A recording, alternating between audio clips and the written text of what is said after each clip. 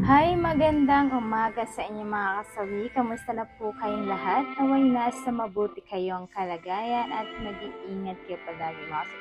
At syempre, balik topic tayo. Nakakatawa tong ating Sandra. Ayan. Masarap kainin ang tahong lalo pag walang hugas na 3 araw or 3 days at may white blood cell na kasi masarap kainin na yan.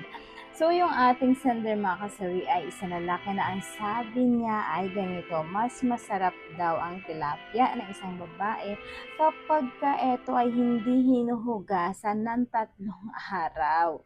So, ibig sabihin, mas dando yung aroma at masarap. Ayan. Bibigay tayo ng ating opinion dito sa ating sender. Depende lang po yan sa mga kalalakihan. May lalaki kasi na ayaw kumain ng tilapia ng isang babae lalo kapag nakikita nilang hindi malinis ang isang tilapia kasi nga nandidiri sila at iba ang amoy nito at syempre at nandidiri sila. Hindi nila kayang magbabad na kumakain ng tilapia ng isang babae kapag wala itong hugas, lalo kapag 3 days na itong walang hugas. So, ibig sabihin sobrang maamoy na talaga ito. Pero kagaya sa ating sender, may mga lalaki din naman talaga na ginugusto nila na talagang kumakain sila ng tahong kahit na wala itong hugas. Kasi alam niyo ba kung bakit?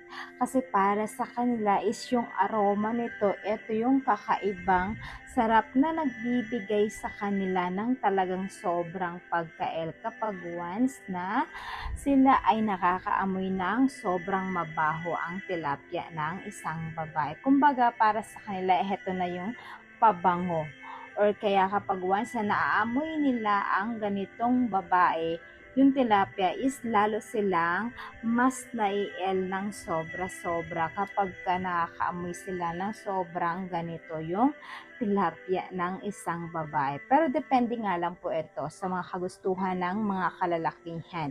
May lalaki na ayaw, may lalaki na hindi.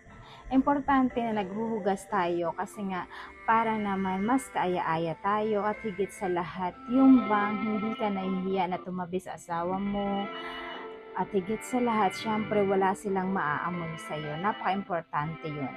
Pero sa mga kalalakihan naman na talagang ganito yung gusto, so ibig sabihin, depende na lang talaga yun sa inyo. Kung kaya nyo tiisin, why not go? Pero kung hindi naman, ay huwag nyo i-insist sa mga kababaihan na hindi sila kailangang maghugas. So, depende lang po yun.